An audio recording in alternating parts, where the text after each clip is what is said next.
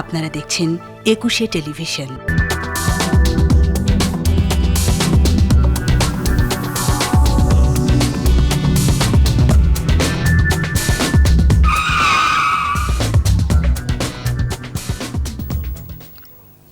প্রিয় দর্শক, আমাদের নিয়মিত আয়োজন একুশের রাতে আপনাদের স্বাগত জানাচ্ছি।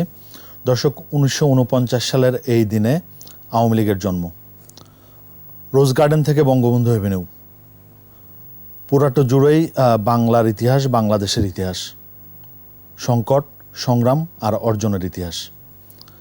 আওয়ামী লীগের প্রতিষ্ঠাবার্ষিকীতে আজ আমাদের আলোচনার বিষয় রোজ গার্ডেন থেকে বঙ্গবন্ধু এভিনিউ।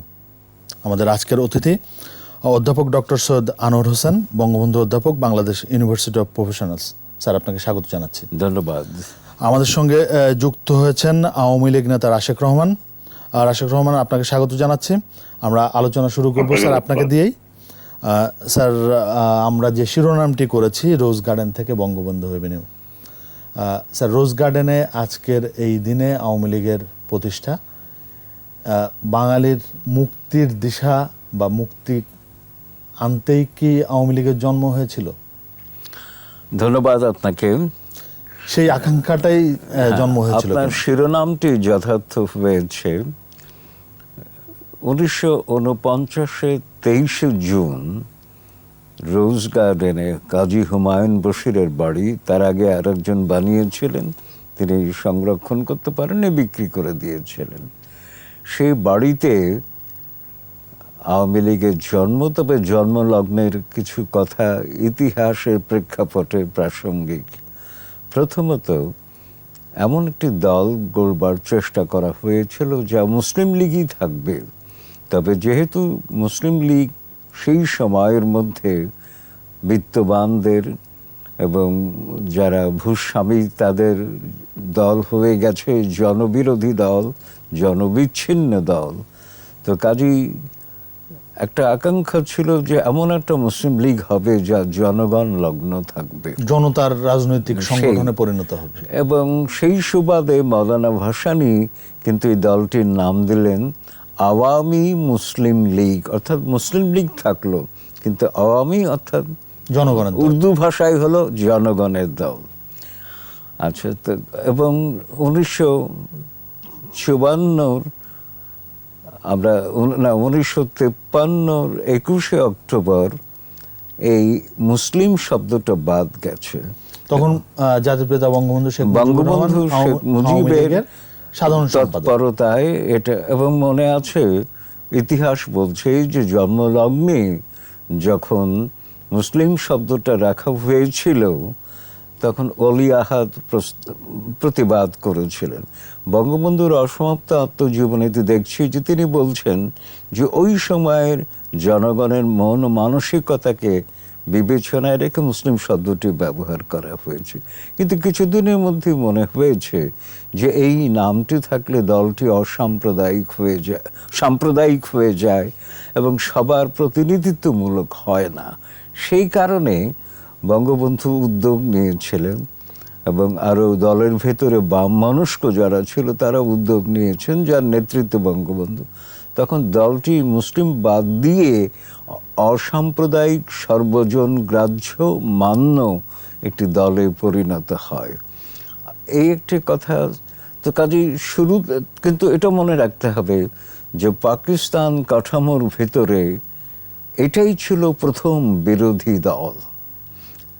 3 নম্বর কথাটি যেটা আমাদের সবসময় মনে রাখতে হবে যে এই যে দলটি হলো, এই দলটি শুরু থেকে বাঙালির স্বার্থ ভাবনায় নিজেকে ভাবিত করেছে এবং সেই জন্য আওয়ামী লীগের সূচনা লগ্নে 42 দফা দাবি প্রণয়ন করা হয়েছিল, যার ভিত্তিতে প্রথম সম্পাদক অসম্ভব মেধাবী শামসুল হক 12 দফা দাবি করেছিলেন। এবং আরও বলে রাখি, এই 42 দফাকে কেটে ছেটে আবুল মনসুর আহমদ 54 যুক্তফ্রন্টের জন্য 21 দফা করেছিলেন। এবং এই 42 দফা সব কিছুতেই কিন্তু ওই বাঙালির স্বার্থের কথা আছে। এবং শুধু তাই নয়, লাহোর প্রস্তাব 1940-এ 23শে মার্চ যে লাহোর প্রস্তাব ছিল, তার চেতনার আলোকে রাষ্ট্র কাঠামো পুনর্বিন্যাসের একটা আবেদন আমরা লক্ষ্য করছি। কারণ পাকিস্তান যেভাবে হয়েছিল লাহোর প্রস্তাবের বিকৃতি অনুযায়ী হয়েছিল আর কি, যেটা বঙ্গবন্ধু পছন্দ করেননি তার অসমাপ্ত আত্মজীবনীতে আমরা দেখি। তো সেই জন্যেই এই আওয়ামী লীগের জন্মই হয়েছে বাঙালি বাঙালি বলতে বলতে, এটা আমি অত্যন্ত গুরুত্বের সঙ্গে বিবেচনা করছি। তারপরে এই দলটি পরিপূর্ণভাবে বাঙালির হয়ে ওঠা, বাঙালির মুখপাত্র হয়ে ওঠার ব্যাপারটি কিন্তু ঘটেছিল 1953-তে তরুণ শেখ মুজিবুর রহমান সাধারণ সম্পাদক হওয়ার মধ্যে। তবে আর একটি ঘটনা আছে যেটা অনেকেই ভুলে গেছেন, ভোলাটা উচিত নয় ইতিহাসের স্বার্থে, যে দলটি যখন হয়ে গেল, প্রথম সভা হয়েছিল আতাউর রহমান খানের সভাপতিত্বে। সেখানে সর্বসম্মত সিদ্ধান্ত হলো যে মাওলানা ভাসানী হবেন সভাপতি, এবং তাকেই দায়িত্ব দেওয়া হলো সর্বসম্মতিক্রমে যে আপনি বলে দিন আর কে কোন পদে কারা থাকবেন। তো তখন ভাসানী বলছেন, লেখা হচ্ছে যে যুগ্ম সম্পাদক কে হবেন। তখন মাওলানা ভাসানী বললেন, লেখো মুজিবর। উনি তো মুজিবর বলতেন না, মুজিবর। তো ভাসানীর বাম পাশে বসা খন্দকার মুশতাক বয়সে বড়। মুশতাক একটু উষ্মার সঙ্গে বললেন, মুজিবর তো জেলখানায়, আমার দেখেন না চোখে। তো ভাসানী বললেন, ও জেলখানায় আছে ঠিকই, ওরে দিয়ে যে কাজ হইতে পারে তোমারে দিয়ে তা হইতো না, মুজিবর। তো আমি যেটা বিবেচনা করি সেটা হচ্ছে বঙ্গবন্ধুর বিরুদ্ধে বৈরী মানসিকতার সূচনা একদম শুরু থেকে, ওই দিন থেকেই শুরু হলো। তো এই খন্দকার মুশতাক যে কত বুদ্ধিমান কূটকৌশলী সেটা বঙ্গবন্ধু জানতেন। কারণ 1966-তে যখন 6 দফা আন্দোলন শুরু হয়েছে, তখন কমরেড মনি সিং বঙ্গবন্ধুকে সতর্ক করে দিয়ে বলেছিলেন, মুজিব খেয়াল রাখবা, খন্দকার মুশতাক একটা সাপ, যে পায়ে নয় মাথায় ছোবল দেবে। সেটাই দিয়েছিল। এবং 1973-এর দিকে শুরুর দিকে বঙ্গবন্ধুর 32 নম্বর বাড়ির লনে মন্ত্রী পরিষদ সভায় গোল হয়ে দাঁড়িয়ে আলাপচারিতায় ব্যস্ত, নানান দেশ নিয়ে সেসব পরিস্থিতি নিয়ে খন্দকার মুশতাককে আমরা দেখেছি সবসময় বঙ্গবন্ধু লগ্ন হয়ে থাকতে, কাছাকাছি থাকতে। তো বাম দিকে ছিল খন্দকার মুশতাক। তো বঙ্গবন্ধু কথা বলতে বলতে এক পর্যায়ে খন্দকার মুশতাকের মাথার টুপিটা বাম হাতে তুলেছেন। খন্দকার মুশতাক তো বঙ্গবন্ধুর চেয়ে অনেক বেটে, কারণ বঙ্গবন্ধু 5 ফুট 11 ইঞ্চি, বাঙালির মধ্যে সবচেয়ে দীর্ঘদেহী ছিলেন। তুলে বাম হাতের টুপিটা তুলে ধরে ডান হাতের তর্জনী দিয়ে মাথার দিকে ইঙ্গিত করে সবাইকে বললেন, এই যে মাথাটা দেখছেন, মাথার মধ্যে এত বুদ্ধি যে পেরেক ঢুকাইলে স্ক্রু হয়ে বার হয়ে আসব। তো বঙ্গবন্ধু জানতেন এই ব্যক্তিটির কৌশল কুটবুদ্ধির কথা, এবং তবু শেষ পর্যন্ত কাছে রেখেছিলেন।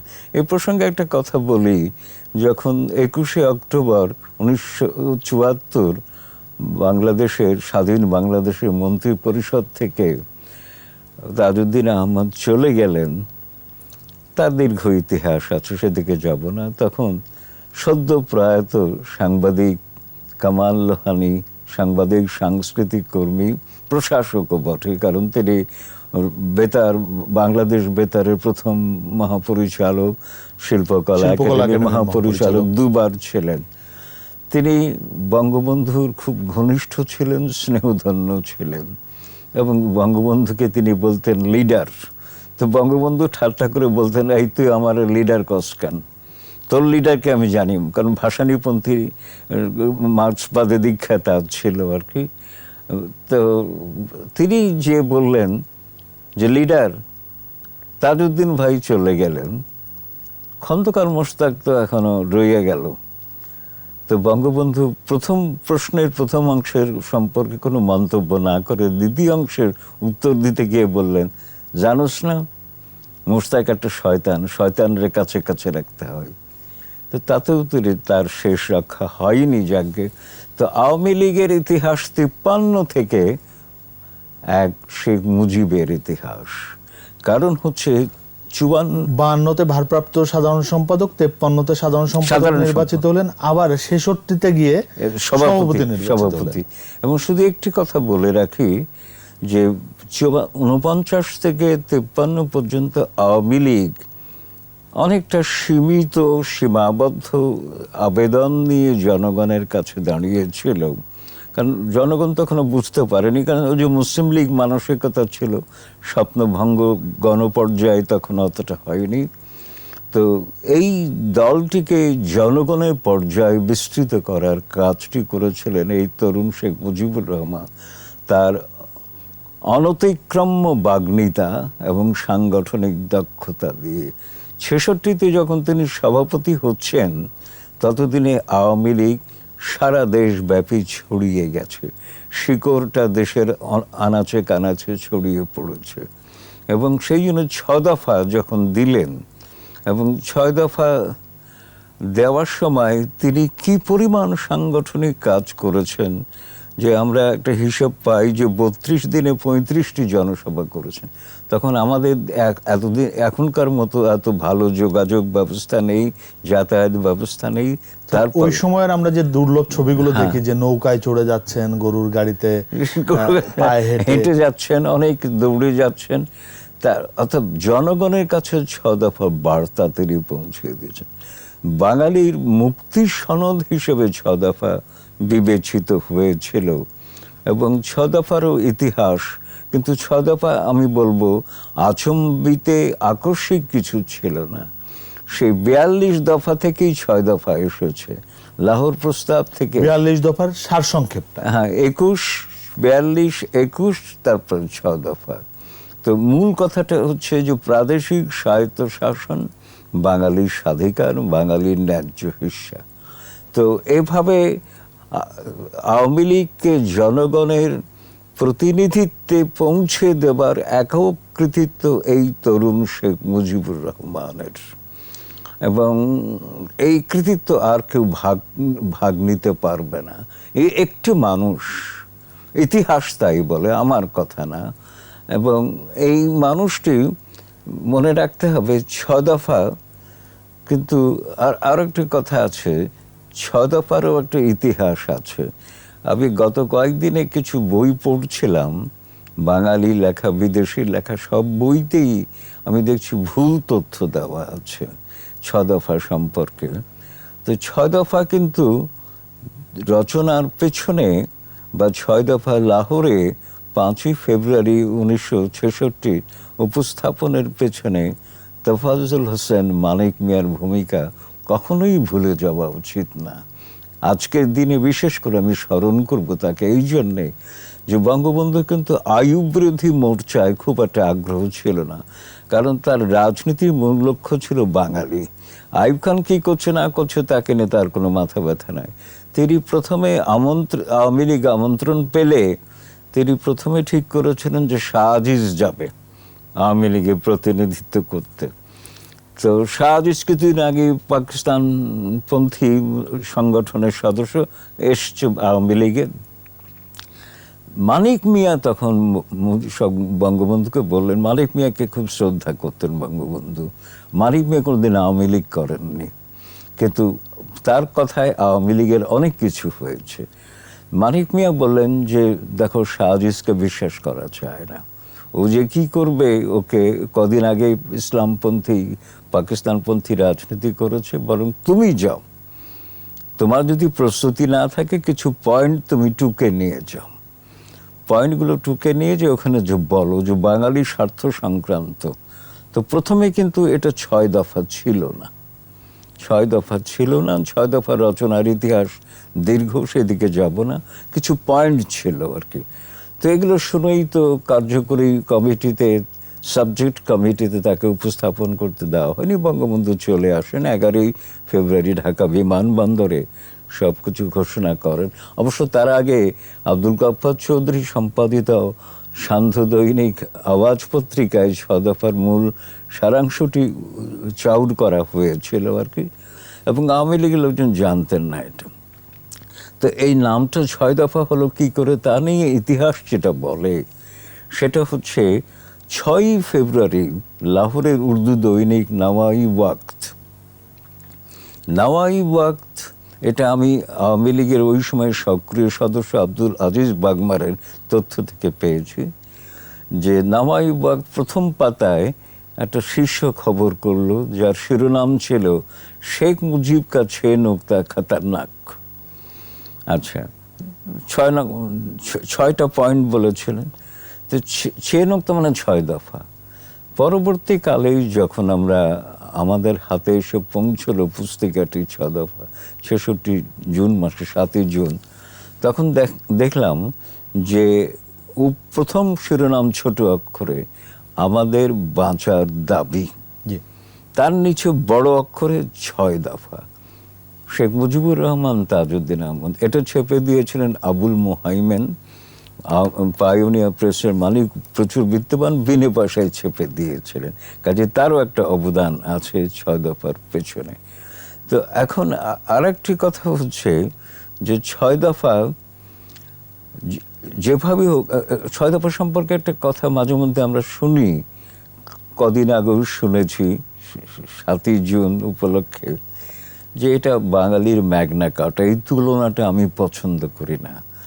এই জন্য এটা মুক্তি সনদ, বাঙালির বাঁচার দাবি, কিন্তু ম্যাগনা কার্টা নয়। এই জন্যে নয় যে 1215 সালে ইংল্যান্ডের রাজা ছিলেন রাজা জন, প্রচণ্ড স্বৈরাচারী। তো রাজা জনের বিরুদ্ধে কিছু ভূস্বামী, যাদেরকে ব্যারন বলা হয়, তারা রানীমিড মাঠে মিললেন, নেতৃত্ব দিলেন বিশপ ল্যাংডন এবং রাজা জনের শ্যালক। তারা 63টি ধারা তৈরি করলেন যে রাজার ক্ষমতা কত সীমিত এবং কিভাবে শাসন করবে না করবে, এবং সেখানে জনগণের কথা ছিল না। ওই সুবিধাভোগী শ্রেণীর শাসন স্বার্থের কথাই বলা হচ্ছে। এই কারণেই স্যার আপনি, যদিও তবু 1215 সালের এই ম্যাগনা কার্টা থেকে ইংল্যান্ডে গণতন্ত্রের সূচনা হয়, সেটা ঠিকই, কিন্তু ম্যাগনা কার্টা সুবিধাভোগী শ্রেণীর সুবিধা সংরক্ষণের চেষ্টা করেছে, আর 6 দফা আম জনতা, সারা বাঙালির স্বার্থ রক্ষা করার চেষ্টা করছে। এটা ম্যাগনা কার্টা নয়। আওয়ামী লীগ জনতার দল, শুরুতেই বলেছেন। স্যার, আমরা একটু আওয়ামী লীগ নেতা রাশেক রহমানের কথা শুনে আসতে চাই। রাশেক রহমান, আপনার কাছে আসবো যে বঙ্গবন্ধুর মূল যে চিন্তাটা ছিল, যে সমাজ চিন্তা বা রাষ্ট্র চিন্তা, সেটা হচ্ছে বৈষম্যহীন সমাজ। সেই বৈষম্যহীন সমাজের পথে আমরা কতটুকু এগোতে পারলাম আজকে আওয়ামী লীগের এই 72 বছরে পা রাখার দিনে? আপনাকে ধন্যবাদ এবং স্যারকে অনেক সম্মান। প্রথমত দেখেন, আমি মন্ত্রমুগ্ধ হয়ে স্যারের কথাগুলো শুনছিলাম এবং সেই জায়গায় আমার মনে হচ্ছিল যে আসলে বাংলাদেশ আওয়ামী লীগ বা বাংলাদেশ স্বাধীন হওয়ার আগে আওয়ামী লীগের ইতিহাসকে যদি আমরা বিশ্লেষণ করি, তাহলে তা বলাই বাহুল্য যে বাঙালির আশাভঙ্গের যে মহা ঔষধ, সেই মহা ঔষধের নামটাই ছিল বঙ্গবন্ধু শেখ মুজিবুর রহমান এবং তার এই ঐতিহ্যবাহী দল আওয়ামী লীগ। এবং সত্যিকার অর্থে এখানে এটা বলা বাহুল্য যে শেরে বাংলা একে ফজলুল হক দ্বারা প্রস্তাবিত 1940 সালের লাহোর প্রস্তাবের যেই দফাগুলো ছিল, সেগুলোর ব্যত্যয় ঘটার কারণেই কিন্তু আসলে দেখা গেল যে বাঙালির আর্থসামাজিক প্রেক্ষাপটে বাঙালির যে মুক্তি এবং তার মধ্য দিয়ে তার স্বপ্ন পূরণের যে জায়গাগুলো এবং তার স্বাধীনভাবে তার বিকাশের যে জায়গাগুলো, সেগুলো আসলে নিশ্চিত হয়নি। এবং সেই জায়গায় যেটা আপনি আমাকে প্রশ্ন করলেন যে আমাদের এটাকে বলতে হয় ডিসক্রিমিনেশন, অথবা আমাদের সামাজিক যে দূরত্ব আজও বাংলাদেশের বিভিন্ন ক্ষেত্রে আমরা প্রতীয়মান হয়, সেই জায়গাটায় আসলে একটা অনন্য ভূমিকায় এই আওয়ামী লীগ এবং তার নেতা, তার একচ্ছত্র নেতা, বাঙালির অসংবিধান নেতা, বাঙালির জাতির পিতা বঙ্গবন্ধু শেখ মুজিব উপনীত হলেন। এবং সেই জায়গায় বলতে হয় যেটা অনেকটা স্বপ্ন লালনের দোলনার মতো একটা জায়গা গেল। এটাকে আমি এভাবে বলি যে বাংলাদেশ আওয়ামী লীগ বলতে cradle of the dreams of the Bengali, অর্থাৎ বাঙালির স্বপ্নের দোলনাটা ছিল কিন্তু আওয়ামী লীগ। সমস্যা হয়ে যাচ্ছে কি দেখেন, তিনি তো তার জায়গা থেকে পর্যায়ে পর্যায়ে ক্রমে ক্রমে বাঙালিকে প্রস্তুত করলেন একটা অন্তিম মুক্তি বা স্বাধীনতার জন্য। 6 দফার থেকে শুরু করে 1969-70 সাধারণ নির্বাচন হয়ে 1971 সালের স্বাধীনতা যুদ্ধের মধ্য দিয়ে যে কোনো জাতিসত্তা যা আশা করে যে একেবারে নিজেকে স্বশাসনের যে সুযোগ, সেই সুযোগটা তিনি করে দিলেন।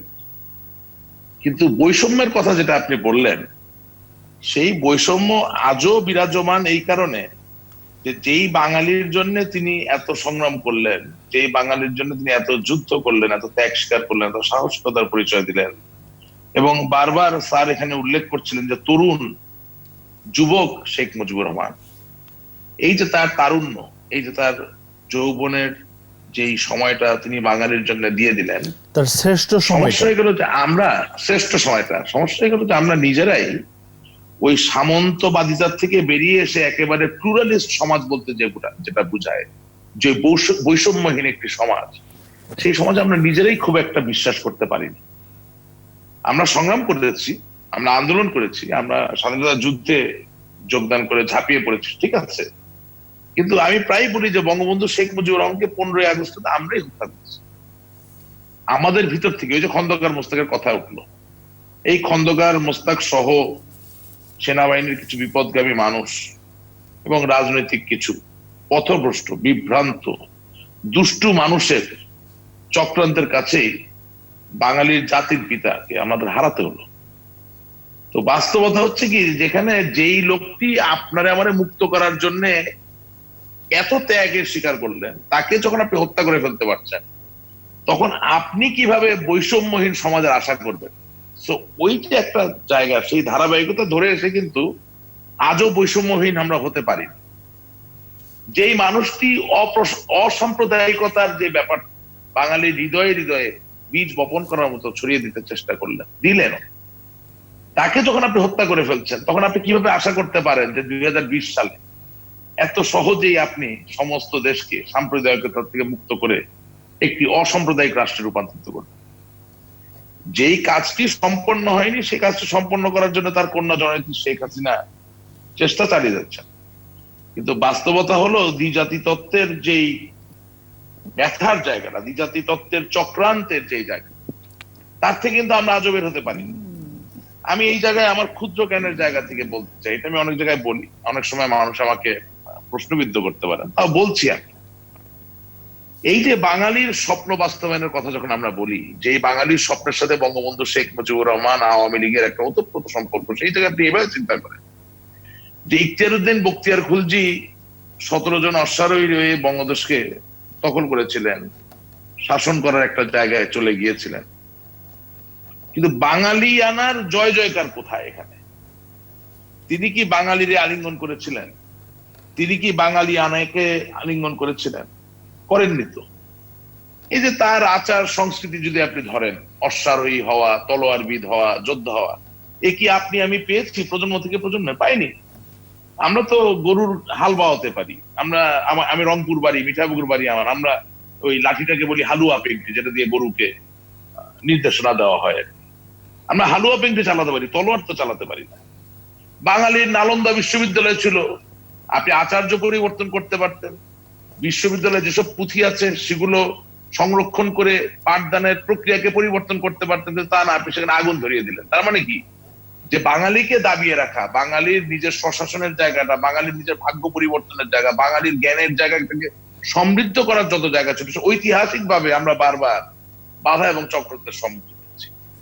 আবার যদি পলাশী রামকাননের নবাব সিরাজউদ্দৌলা হিসাব আপনি ধরেন, একই ব্যাপার। বাঙালির ক্ষমতায়নের জায়গাটা কোথায়? বাঙালিত্বের জয় জয়কারের জায়গাটা কোথায়? নাই তো। উনি কি বাঙালি কাউকে সহধর্মী হিসেবে গ্রহণ করেছিলেন? তিনি বাঙালির ক্ষমতায়নের জন্য কি করেছিলেন? তার দরবারে কি বাংলা বা বাঙালা বা প্রাকৃত ভাষা ব্যবহৃত হতো না?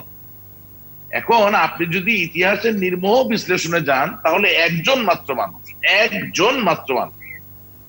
তিনি বঙ্গবন্ধু শেখ মুজিবুর রহমান, যিনি টেকনাফ থেকে তেতুলিয়া 7.5 কোটি মানুষকে, আবাল বৃদ্ধ বনিতা সকল শ্রেণী পেশার মানুষকে ঐক্যবদ্ধ করতে পেরেছিলেন একটা স্বপ্ন নিয়ে। স্বপ্নটা হচ্ছে বাঙালির আর্থসামাজিক মুক্তি। এবং সেই আর্থসামাজিক মুক্তির জায়গা থেকে বাঙালি অবশেষে ভৌগোলিক ভাবে মুক্ত হলো, স্বাধীন হলেন। এই যে ইতিহাসের বাস্তবতা, এই বাস্তবতাকে আজ যত দেরি হোক আমরা যদি মেনে না নেই, তাহলে বৈষম্যহীন সমাজ গড়ার যে স্বপ্ন তা সুদূর পরাহুত হয়ে থাকবে। এ আপনি কোনোদিনও বাস্তবে রূপান্তরিত করতে পারবেন না। কারণ কি, ইতিহাসকে সঠিক ধারায় প্রবাহিত করতে হবে। ইতিহাসকে যদি আপনি সঠিক ধারায় প্রবাহিত না করেন, তাহলে আপনার যে আত্মপরিচয়, আপনার যে আত্ম উপলব্ধির জায়গা, সেটা তো সঠিক জায়গায় থাকবে না। আর সেটা যদি সঠিক জায়গায় না থাকে, এই দেশে তো ইতিহাস রচনা করেছে আওয়ামী লীগই। এদেশে সব মানে সকল ভালো কিছুর সঙ্গে বা ইতিহাস রচনা করেছে আওয়ামী লীগই। আওয়ামী লীগ গত টানা 3 মেয়াদে সরকারে রয়েছে। ওই জায়গাটা থেকে যদি বলি, জি, এটা আপনি আপনার মহত্বের জায়গা থেকে বলছেন। বাঙালির এবং বাংলাদেশের বাঙালির সকল মহৎ কাজ, প্রয়োজনীয় কাজের সাথে ছিল আওয়ামী লীগ। ইতিহাস তাদেরই রচনা করতে পারা উচিত ছিল, কিন্তু করতে পারেননি। কেন পারেননি বললি আপনায়। স্কটল্যান্ডের একজন মুক্তিযোদ্ধা যার নাম উইলিয়াম ওয়ালেস, তিনি একটা কথা বলেছিলেন, history is written by the victors. অর্থাৎ সবশেষে যে যুদ্ধ জয়ী হয় সেই কিন্তু ইতিহাসটা লেখে। 1971 সালের যুদ্ধে আপনি জয়ী হয়েছেন, 1952 সালের ভাষা আন্দোলনে আপনি জয়ী হয়েছেন, 66 সালের আন্দোলনকে আপনি জয়ের দিকে নিয়ে গিয়েছেন, 1970-এর নির্বাচনে আপনি জয়ী হয়েছেন, 1969 গণ অভ্যুত্থানে সফল হয়েছেন, সব ঠিক আছে। কিন্তু 1975 সালের 15 আগস্টের বঙ্গবন্ধু সহ তার সমস্ত পরিবারকে হত্যা করার মধ্য দিয়ে এবং ইনডেমনিটি বিলকে প্রতিষ্ঠিত করার মধ্য দিয়ে ওই দুষ্টু লোকেরা ওই সময়টায় জয়ী হয়ে বাঙালির এবং বাংলাদেশের সমস্ত ইতিহাসকে একটা ভিন্ন পথে তারা পরিচালিত করা শুরু করলো। এটাকে অস্বীকার করার কোনো উপায় নেই। এবং দুঃখজনক বিষয় হচ্ছে 1975 থেকে 1996 সালে এই দীর্ঘ 28 বছর তারা একটি প্রজন্ম নয়, বাঙালির বেশ কয়েকটি প্রজন্মকে ওই ভুল ইতিহাসের সাথে পরিচিত করে ফেলতে পারলো। সেই পরিচিত করে ফেলার যে প্রক্রিয়া, সেই প্রক্রিয়া থেকে আমরা আজও সম্পূর্ণভাবে মুক্ত হতে পারিনি। যার দরুন আমি এই কথাটা বলছি যে বঙ্গবন্ধু কন্যা জননেত্রী শেখ হাসিনা তিনি চেষ্টা করছেন আপ্রাণ বাঙালিদের সঠিক যে রিসেট পয়েন্ট, ইতিহাসের সঠিক যে জায়গাটা, আজকে আনোয়ার হোসেন স্যার তিনি আপনার গণমাধ্যমের মাধ্যমে সমস্ত দেশবাসীকে একেবারে 1949 সাল থেকে আওয়ামী মুসলিম লীগ থেকে শুরু করে বঙ্গবন্ধু শেখ মুজিবুর রহমানের তরুণ বয়স থেকে শুরু করে কোথায় কিভাবে তিনি বাঙালির ভাগ্য পরিবর্তনের ক্ষেত্রে কি ভূমিকা রেখেছেন বলতে পারছেন।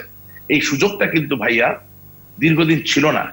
এবং এই যে মজ্জাগত পরিবর্তন হয়েছে ওই সময়ের ওই 28 বছরের মধ্য দিয়ে, এই মজ্জাগত পরিবর্তনটাকে সঠিক জায়গায় নিয়ে যাওয়াটা এত সঠিক কাজ নয়। আমাদের এখন অনেক কাজ বাকি আছে।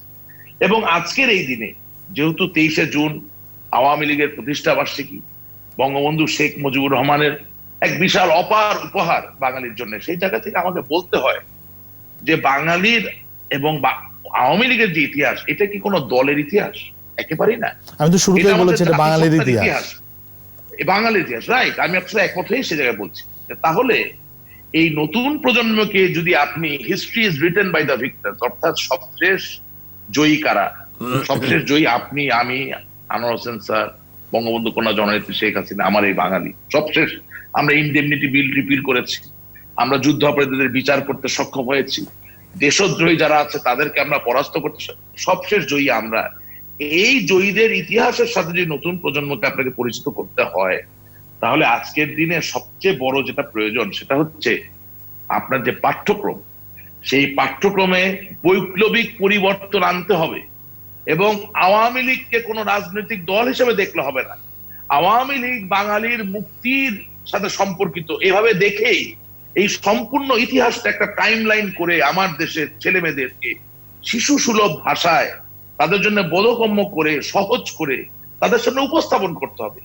যদি না আপনি এই ইতিহাস ওইভাবে উপস্থাপন না করতে পারেন, তাহলে ভাই বাঙালিকে সঠিক পথে পরিচালিত করার যে সংগ্রাম, সেই সংগ্রাম অনন্তকাল ধরেই চলবে। আপনি কোনোদিন জয়ী হতে পারবেন না। আমি যেটা বলতে চাইছি যে আজকে আওয়ামী লীগের ইতিহাস শুধু জনসভায় বলবেন না, শুধু টেলিভিশনে বলবেন না, আওয়ামী লীগের ইতিহাস শুধু রেডিওতে প্রজন্মের বলা কাছে হবে না। বলতে হবে, আপনি বলতে আওয়ামী চাচ্ছেন লীগের প্রজন্মের ইতিহাস কাছে বলতে হবে। সাদা কালোতে লিপিবদ্ধ করে প্রজন্মের সামনে উপস্থাপন করতে হবে। আরো একটা বড় ব্যাপার আছে, জি যখন আনোয়ার হোসেন স্যার কথা বলেন তখন আমি বিমোহিত হই, আমি মন্ত্রমুগ্ধ হই। আমার দেশের প্রাথমিক থেকে শুরু করে, মাধ্যমিক থেকে শুরু করে, উচ্চ মাধ্যমিক থেকে শুরু করে একেবারে কলেজ পর্যন্ত, বিশ্ববিদ্যালয় পর্যন্ত যেই মানুষগুলো এই দেশের ইতিহাসের কথা বলবে, যেই দেশের মুখ দিয়ে বঙ্গবন্ধুর কথা নিশ্চিত হবে, যেই মানুষের মুখ দিয়ে আওয়ামী লীগের কথা আসবে, আমার স্বাধীনতার কথা আসবে, আমার আন্দোলনের কথা আসবে, সেই মানুষগুলোকেও তো মন্ত্রমুগ্ধের মতোই কথা বলতে পারতে হবে। যদি না মন্ত্রমুগ্ধ ভাবে আপনি কথা বলতে না পারেন, যদি না আপনি মানুষকে বিমোহিত না করেন, তাহলে 17 কোটি মানুষের দেশে এই আজকে বছরের পর বছর ধরে বিপদগামী যে নতুন প্রজন্ম অথবা তার ঠিক পূর্ববর্তী যে প্রজন্ম, তারে আপনি কিভাবে সঠিক পথে আনবেন? তার মানে কি, যেখানে গবেষণার অনেক কাজ রয়ে গেছে, এখানে প্রশিক্ষণের অনেক কাজ রয়ে গেছে, এখানে দক্ষতা তৈরি করার অনেক কাজ রয়ে গেছে, এবং সর্বোপরি যে কথাটা সেটা হচ্ছে জি একটা protocol সেই কাজটি নিরূপণের নিশ্চয়ই ব্যাপার করা আছে। দরকার। আমরা একটা ছোট্ট বিরতি নেব। বাংলাদেশের যে ইতিহাস তাকে সঠিক পথে পরিচালিত করার জন্য ত্রিমাত্রিক ভাবে কি কি করা প্রয়োজন, এই ব্যাপারে সিদ্ধান্ত নেওয়া বড্ড প্রয়োজন। জি একটা ছোট্ট বিরতি নেব। দর্শক 21 রাতে নিচ্ছে ছোট্ট একটা বিরতির সাথেই থাকুন।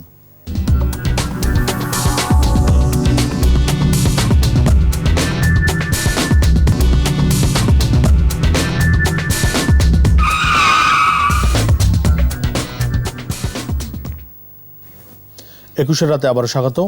আমরা আলোচনা করছিলাম রোজ গার্ডেন থেকে বঙ্গবন্ধু এভিনিউ। স্যার আমরা এই পর্যায়ে যে কথাটি বলতে চাই যে 1975-এর কাল রাতে বঙ্গবন্ধু শেখ মুজিবুর রহমানকে সপরিবারে হত্যার পরে বাংলাদেশের রাষ্ট্র ক্ষমতায় সামরিক স্বৈরাচার, সেই জায়গা থেকে বঙ্গবন্ধু কন্যার নেতৃত্ব গ্রহণ, তারপরে তাকে বারবার আওয়ামী লীগের বিরুদ্ধে যে ষড়যন্ত্র, শেখ হাসিনাকে হত্যার ষড়যন্ত্র, পুরো দেশটাকে আবারও পিছনের দিকে উল্টো পথে নেওয়ার ষড়যন্ত্র চলেছে।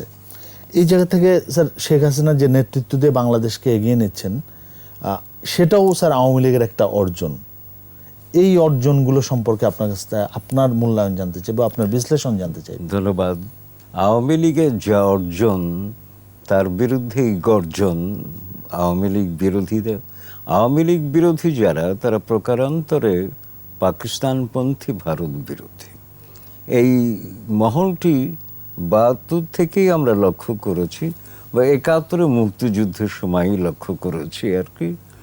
তো যাকে সেই কথা এখন প্রশ্ন হচ্ছে, 75-এর 15ই আগস্ট বঙ্গবন্ধু কেন এমনি নির্মমভাবে খুন হয়ে গেলেন? এবং শুধু তাই না, সপরিবারে তাকে সমাপ্ত করা হয়েছিল। আজকের মাননীয় প্রধানমন্ত্রী, তার ছোট বোন শেখ রেহানা তখন দেশের বাইরে ছিলেন বলে বেঁচে গেছেন। দেশে থাকলে তাদেরকে আমরা পেতাম না, কারণ তাদের লক্ষ্য ছিল যে আওয়ামী লীগকে নির্মূল করা, নেতৃত্বকে নির্মূল করা, আদর্শকে নির্মূল করা, বাংলাদেশকে পাল্টিয়ে দেওয়া, সবকিছু। বর্তমান বা সাম্প্রতিক কালে শেখ হাসিনার উপরে প্রায় 19 বার আঘাত এসেছে। 21শে আগস্টের কথা আমরা 21শে আগস্ট তো শেখ হাসিনাকে হত্যা নয়, আওয়ামী লীগকে নিশ্চিহ্ন করার ষড়যন্ত্র ছিল। তো এখন প্রশ্নটি হচ্ছে, এটা তো আমার বাস্তবতা, যে আওয়ামী লীগ বিরোধী একটা মহল সক্রিয় আছে ষড়যন্ত্রের। প্রশ্নটি উত্তর চাই আমি, কেন তা? এখন কথা হচ্ছে, কতগুলো ব্যাখ্যা আমরা দাঁড় করাতে পারি। দেখুন, আওয়ামী লীগ দল হিসেবে তার সবচেয়ে বড় কৃতিত্ব হচ্ছে বাঙালি মানসিকতাকে সঠিকভাবে পাঠ করা। তো বাঙালি কি চায়, বাঙালি কোথায় যেতে চায়, এই ব্যাপারটি আওয়ামী লীগ সবচেয়ে ভালো বুঝেছে। আচ্ছা, এই যে বুঝে যাওয়া এবং সেই অনুভব থেকে বা সেই উপলব্ধি থেকে রাজনীতিকে কোন দিকে নেওয়া হবে, এর সামগ্রিক প্রক্রিয়ার অনুঘটক বঙ্গবন্ধু শেখ মুজিবুর রহমান। এবং একটা কথা বলে রাখি যে বঙ্গবন্ধু 1953 থেকে আওয়ামী লীগের সাধারণ সম্পাদক, কিন্তু ওই সময় তিনি এককভাবে নিজে লিফলেট ছেপে সাইকেলে করে ঢাকা শহরে বিলি করেছেন, যার শিরোনাম ছিল পূর্ববঙ্গ মুক্তি ফ্রন্ট। বাঙালির স্বাধীনতার কথা ভাবছেন, আওয়ামী লীগে কাজ করছেন, কিন্তু তার নিজস্ব প্রকল্প ছিল। আবার দেখুন 1970 নির্বাচনের আগে যখন ইয়াহিয়া খান আইনি কাঠামো আদেশ দিল, লিগ্যাল ফ্রেমওয়ার্ক অর্ডার, যাতে করে আওয়ামী লীগের হাত পা বেঁধে ফেলা হলো, ইচ্ছাকৃতভাবে, বিস্তারিত তথ্যে যাচ্ছে না, তখন আওয়ামী লীগের ভেতরে অনেকেই একটু আপত্তি জানিয়েছিলেন যে এই নির্বাচন করে আমাদের লাভ হবে না। তো বঙ্গবন্ধু তখন যে মন্তব্যটি করেছিলেন সেটি আবার পাকিস্তান সামরিক গোয়েন্দা সংস্থা রেকর্ড করে ফেলেছিল।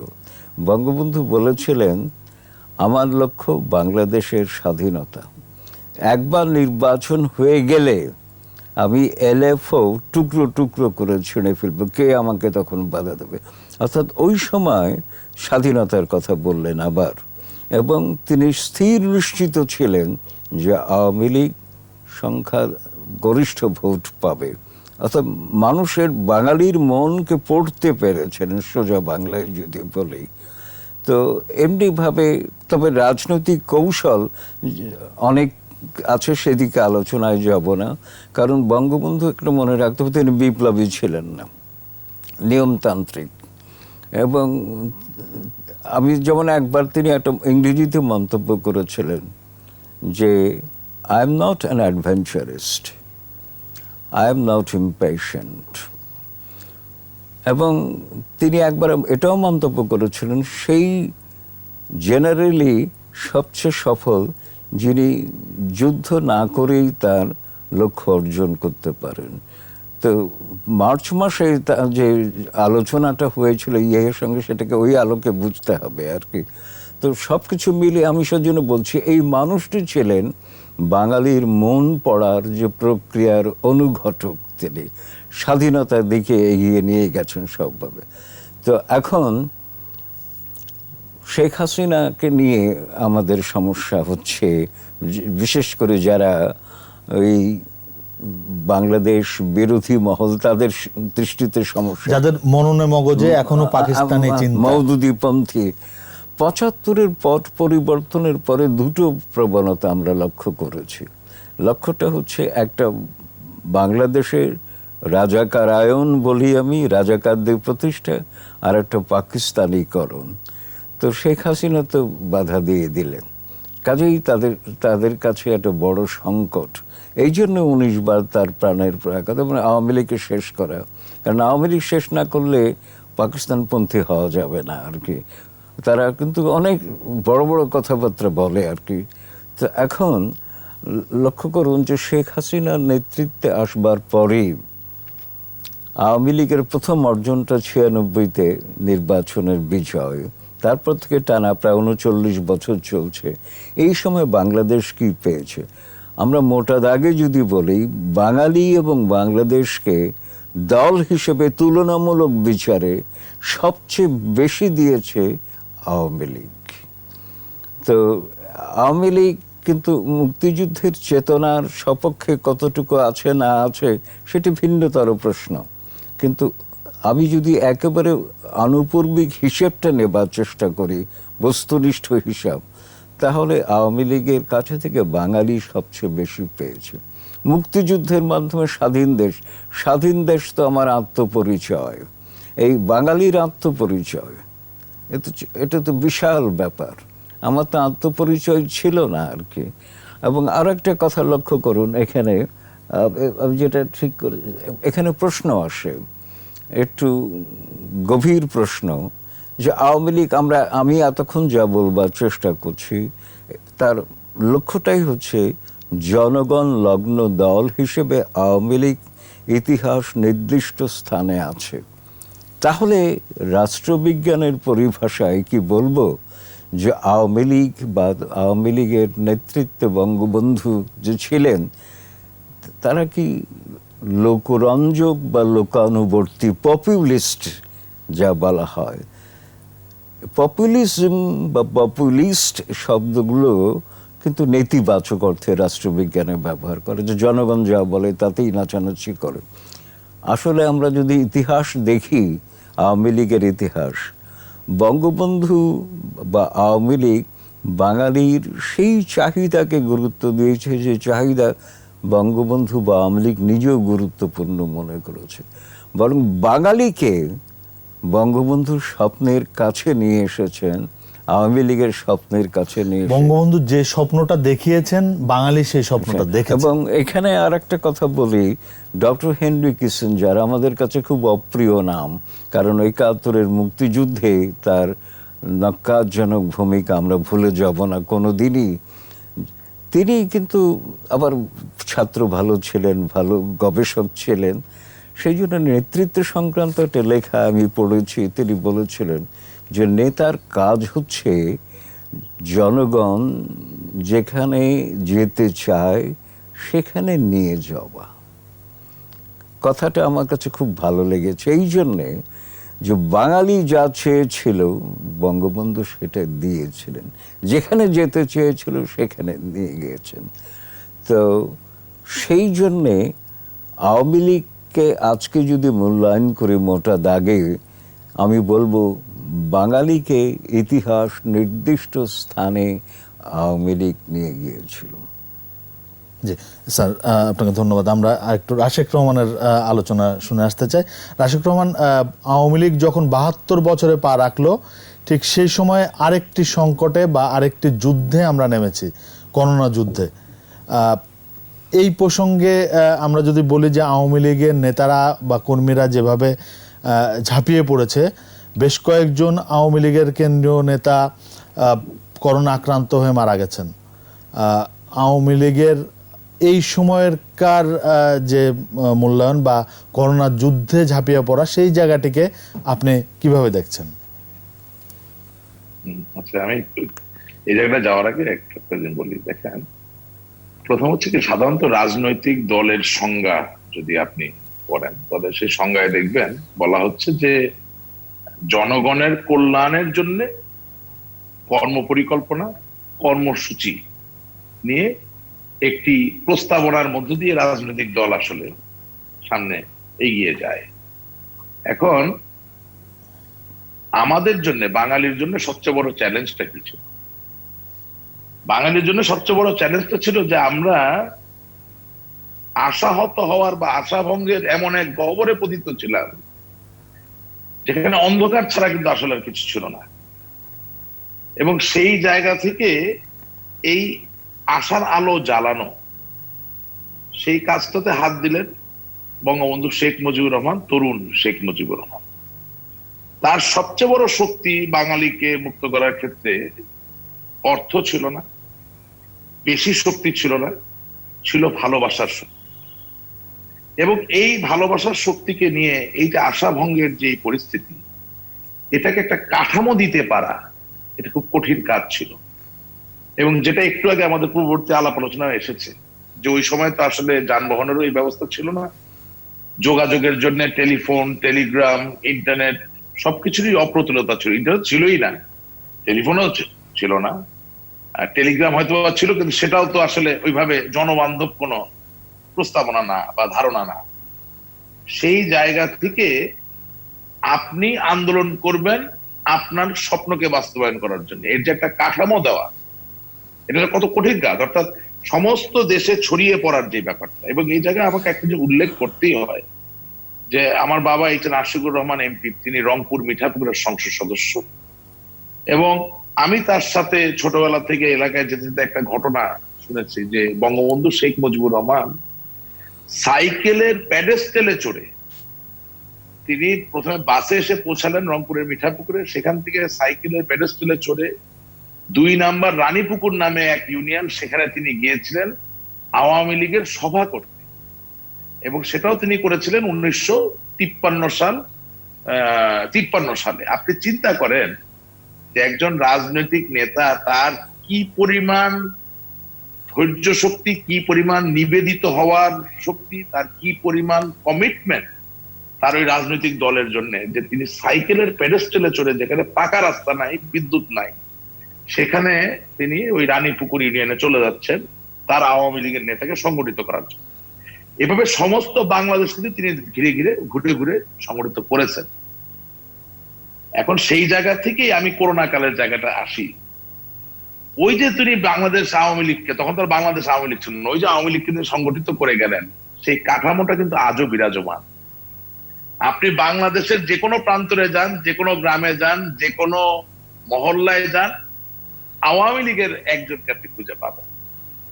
গর্বভরে আজকে বলতে চাই 23 জুন হয়ে গেছে, উত্তর মেরুতে যান, আমি বিশ্বাস করি ওখানেও কোনো বাঙালি যদি খুঁজে পান তার ভিতরে একজন আওয়ামী লীগ খুঁজে পাবেন। পৃথিবীর এমন কোন প্রান্ত নাই যেখানে আওয়ামী লীগের একজন কর্মী সমর্থক নেতা নাই। এটা বঙ্গবন্ধুর দান, বিশাল বড় উপহার। এবং আজকে এই যে করোনা ভাইরাসের আপনি প্রেক্ষাপটটা তুলে ধরলেন, যে সকলে ঝাঁপিয়ে পড়েছে, এই ঝাঁপিয়ে পড়ার ব্যাপারটা কিন্তু ওনার তৈরি করে দেওয়া ওই কাঠামো থেকেই এসেছে। বঙ্গবন্ধু কন্যা জননেত্রী শেখ হাসিনা আওয়ামী লীগকে ভিন্ন এক পর্যায়ে নিয়ে গেছেন। আজকে 2009 সাল থেকে ধারাবাহিকভাবে আমরা দেশের শাসনভার আমাদের হাতে, মানুষের আর্থসামাজিক প্রেক্ষাপট পরিস্থিতিকে পরিবর্তন করার যে দায়িত্ব তিনি হাতে নিয়েছেন, তার সফলতার সাথে তিনি এগিয়ে নিয়ে যাচ্ছেন। কিন্তু এই যে অজানা অদেখা পরিস্থিতি, এই যে করোনা ভাইরাসের সাথে আমাদের যে যুদ্ধ, সেই যুদ্ধে বঙ্গবন্ধু কন্যা জননেত্রী শেখ হাসিনা আহ্বানে আওয়ামী লীগের শত শত লক্ষ লক্ষ নেতা কর্মীরা ঝাঁপিয়ে পড়েছেন আত্মমানবতার সেবায়, মানুষের পাশে দাঁড়ানোর জন্য। এবং এর সবচেয়ে বড় উদাহরণ আপনি এখানে উল্লেখ করলেন যে আওয়ামী লীগের অনেক কেন্দ্রীয় নেতারা ত্রাণ দিতে গিয়ে আক্রান্ত হচ্ছেন করোনা ভাইরাস, তারা মৃত্যুবরণ করেছেন, তাদেরকে প্রাণ দিতে হয়েছে। এবং আজও কয়েকজন নেতা আক্রান্ত হয়েছেন, আগামী দিনেও হবেন, কারণ তারা মানুষের পাশ থেকে সরে আসছেন না। এই জিনিসটা কিন্তু তৈরি হয়েছে একটা সেন্স অফ বিলঙ্গিং থেকে, অর্থাৎ আওয়ামী লীগ আমার, আওয়ামী লীগ মানুষের, আওয়ামী লীগ বাঙালির, আওয়ামী লীগ বাংলাদেশের। এই ব্যাপারটা কিন্তু বঙ্গবন্ধু শেখ মুজিবুর হাত দিয়ে হয়েছে।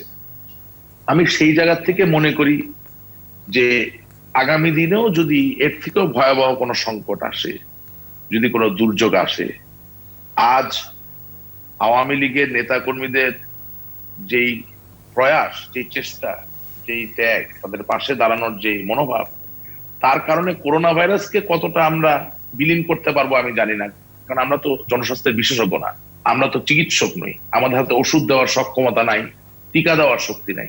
কিন্তু এতটুকু বলতে পারি যে বাঙালি কোনোদিন মনে করবে না যে তার চলার পথটা বড্ড একাকী। তিনি সবসময় তার পাশে একজন সঙ্গী বা সাথী পাবেন, এবং সেটা হচ্ছে বাংলাদেশ আওয়ামী লীগ। এবং এখানে আরেকটা জিনিস আপনাকে আমি উল্লেখ করতে চাই, যেহেতু স্যার 1970 সালের সাধারণ নির্বাচনের লিগাল ফ্রেমওয়ার্ক অর্ডারের কথা, এলাকার কথা আনলেন, আশ্চর্যের বিষয় কি জানেন, 1970 সালেও যখন বঙ্গবন্ধু এই নির্বাচনে অংশগ্রহণ করলেন, তখন 27% ভোটার কিন্তু নৌকার বিরুদ্ধে ভোট দিয়েছে। এবং ওই 27% ভোটারকে যদি আপনি বিশ্লেষণ করেন, তারা যে খুব সমাজের ধনশালী বা সৌভাগ্যবান বা খুব সুবিধায় থাকা মানুষেরা ছিলেন তা কিন্তু নয়। এই যে দ্বিজাতি তত্ত্বের ধর্মান্ধতার যে জায়গাটা, এই জায়গাটা এত বিষাক্ত ছিল যে বহু লাঞ্ছিত, অসহায়, পর্যদুস্ত, পিছিয়ে পড়া মানুষও ওই ধর্মান্ধতার থেকে বেরিয়ে আসতে পারেননি। এবং যখন আপনি প্রশ্নটা করেন যে আসলে বারবার তারা কেন চক্রান্ত করতে সক্ষম হচ্ছে, বাস্তবতা হলো মওদুদিবাদ আমরা একদম শেষের দিকে চলে এসেছি, প্রতিষ্ঠিত হয়েছে এটা আমরা বিশ্বাস করি না। আমরা বিশ্বাস করি মওদুদিবাদ এবং ধর্মান্ধতার অন্যান্য যে রূপগুলো আছে, প্রতিটা রূপই দেশ স্বাধীন হওয়ার অনেক আগে থেকেই আমাদের মাঝে তিলে তিলে একটা জায়গা করে তুলেছে। এবং দুঃখজনক হলেও সত্য, বিভিন্ন সময় সামরিক জান্তা, স্বৈরাচারেরা এই ধর্মীয় অন্ধত্বের যে জায়গাটা, সেটাকে ব্যবহার করে আওয়ামী লীগ যে বৈষম্যহীন বাংলাদেশের স্বপ্ন দেখেছে, যে বৈষম্যহীন বাংলাদেশ গড়ে তোলার জন্য তার আর্থসামাজিক যে কর্ম পরিকল্পনা বা তার যে কার্যক্রম, তার সামনে বাধার সৃষ্টি করেছেন। তবে সৌভাগ্যের ব্যাপার হচ্ছে এটাই যে বঙ্গবন্ধু শেখ মুজিবুর রহমানের যে ক্যারিজমা ছিল, তার যে ভালোবাসার অসম্ভব শক্তি ছিল, ঠিক একইভাবে তার কন্যা জননেত্রী Sheikh Hasina, she is very charismatic, এবং একইভাবে তিনি বাঙালি এবং বাংলাদেশের মানুষকে অসম্ভব ভালোবাসেন। এবং এই ভালোবাসাটাই তার শক্তি, এই শক্তি দিয়ে 19 বার তাকে প্রাণনাশ করার যেমন চেষ্টা করা হয়েছিল, 21শে আগস্টের গ্রেনেড হামলা যেমন করার চেষ্টা করেছিল, এই ভালোবাসার শক্তি দিয়ে আজও যত চক্রান্ত হচ্ছে, প্রত্যেকটা চক্রান্তকে কিন্তু তিনি মোকাবেলা করে সামনের দিকে এগিয়ে যাচ্ছেন। এবং আজকে আপনার অনুষ্ঠানের মাধ্যমে একটা কথা বলতে চাই যে বঙ্গবন্ধু কন্যা জননেত্রী শেখ হাসিনা জানেন যে তার বাবার তৈরি করে দেওয়া স্বপ্ন বাস্তবায়ন, স্বপ্নকে লালন করার এই যে কাঠামো, যেই কাঠামোর নাম বাংলাদেশ আওয়ামী লীগ, সেই বাংলাদেশ আওয়ামী লীগ তার যে কোনো নির্দেশ দেশের মানুষের জনস্বার্থে, দেশের মানুষের মঙ্গলের জন্য প্রতিপালন করার জন্য, পালন করার জন্য সদা প্রস্তুত। সমালোচক থাকবে, নিন্দুক থাকবে, মানুষ মাত্রই ভুল, চলার পথে অনেক মানুষ ভুল করবেন, কিন্তু বাঙালির আত্মসামাজিক মুক্তির ক্ষেত্রে আওয়ামী লীগের যে ভূমিকা, সেই ভূমিকা বা সেই ইতিহাসকে অস্বীকার করার কোনো সুযোগ আসলে নেই। অবশ্যই স্যার, আমরা একদম শেষ দিকে এসেছি, 2 মিনিট হয়তো সময় পাবো। আমরা জানতে চাই যে আওয়ামী লীগের চলার পথ মসৃণ ছিল না, এটা আমরা আলোচনায় বেরিয়ে আসলো। এখনো ষড়যন্ত্র থেমে নেই। এই ষড়যন্ত্রের মধ্যেও বাংলাদেশকে একটি উন্নত রাষ্ট্রের দিকে নিয়ে যাওয়ার জন্য কাজ করছেন আমাদের প্রধানমন্ত্রী, মাননীয় প্রধানমন্ত্রী শেখ হাসিনা। আওয়ামী লীগের কাছে আজকে আওয়ামী লীগের 72 বছরে পা রাখার দিনে আমরা আপনার প্রত্যাশা জানতে চাই। দেখুন, আমরা কিছুক্ষণ আগে করোনা এবং আওয়ামী লীগ নিয়ে কথা বলছি, এবং সেই প্রসঙ্গের মধ্যেই কিন্তু আপনার প্রশ্নের উত্তরটি রয়ে গেছে। আমি যেটা দেখছি যে এই দলটি ইতিহাস ঐতিহ্য অনুযায়ী সবসময় জনগণের পাশে ছিল, এখনো আছে, থাকবে। বিভ্রান্তি, ত্রুটি, বিচ্যুতি অনেক কিছু সত্ত্বেও আর কি 1972 18 জানুয়ারি ডেভিড ফ্রস্টকে সাক্ষাৎকার দিতে গিয়ে বঙ্গবন্ধু প্রশ্ন শুনেছিলেন যে তার যোগ্যতা কি। বঙ্গবন্ধু বলেছেন, আমি আমার দেশের মানুষকে ভালোবাসি, অযোগ্যতা কি, তাদেরকে বেশি ভালোবাসি। ইতিহাসও তাই বলছে, ভালোবাসে। 46-এ কলকাতার দাঙ্গা সময় বঙ্গবন্ধুর ভূমিকা তার অসমাপ্ত আত্মজীবনীতে আছে। 64-তে আদমজিতে দাঙ্গা, বঙ্গবন্ধুর আওয়ামী লীগ ছুটে গেছে বাঙালিকে বাঁচানোর জন্যে, দাঙ্গা থামানোর জন্যে। 1970-এর উপকূলে ঘূর্ণিঝড়, পাকিস্তান সরকার উন্নাসিক ছিল, বঙ্গবন্ধু নিজে ত্রাণ কাজ পরিচালনা করেছেন। এবং তারপরে আজকে করোনা এসছে, তো আওয়ামী লীগ তো জনগণ থেকে সরে থাকতে পারে না। আওয়ামী লীগের মানুষজন, আমরা খুব কষ্ট পাচ্ছি যে তারা করোনা আক্রান্ত হচ্ছেন, এই জন্যে তারা মানুষের কাছে গেছেন, মানুষের সঙ্গে থাকছেন। আর তো কেউ এতটা বেশি হচ্ছে না, বিএনপির দিকে তো আমরা এতটা পাচ্ছি না, কারণ আওয়ামী লীগ যতটা আক্রান্ত হচ্ছে জনগণের সঙ্গে কাজ করতে গিয়ে। তো কাজেই এই প্রেক্ষাপটে যদি বলি, শেষ করতে হবে স্যার। হ্যাঁ, এখন আমি এই প্রেক্ষাপটে বলি যে আওয়ামী লীগ জনগণের দল, জনগণ লগ্ন দল, জনগণের আকাঙ্ক্ষা যা, তার পরিপূরক হিসেবে আওয়ামী লীগের ভূমিকা চিহ্নিত। আগামীতে এখন যত সমস্যাই থাক, যত চ্যালেঞ্জই থাক, আমি মনে করি আওয়ামী লীগ জনগণকে সামনে এগিয়ে নেবার জন্যে অঙ্গীকারবদ্ধ। আওয়ামী লীগের ইতিহাস তাই। জি, আপনাকে অসংখ্য ধন্যবাদ আমাদের অতিথি হিসেবে আসার জন্য। স্যার, আমরা শেষ করব আজকের এই আলোচনা। আর আশিক রহমান, আপনাকেও ধন্যবাদ জানাচ্ছি আমাদের সঙ্গে যুক্ত হওয়ার জন্য। দর্শক, আমি একটা লাইন বলতে চাচ্ছিলাম 10 সেকেন্ডে। জি জি, আওয়ামী লীগ সত্যিকার অর্থে একটা by the people, of the people, for the people এর রাজনৈতিক দল। ধন্যবাদ, সম্পূর্ণভাবে জনগণের দল। এটাই আমার শেষ কথা। দর্শক, শেষ করছি আজকের 21-এর রাত। নিশ্চয়ই আমাদের আলোচনা আপনাদের ভালো লেগেছে। সবাই ভালো থাকবেন, সুস্থ থাকবেন। শুভরাত্রি।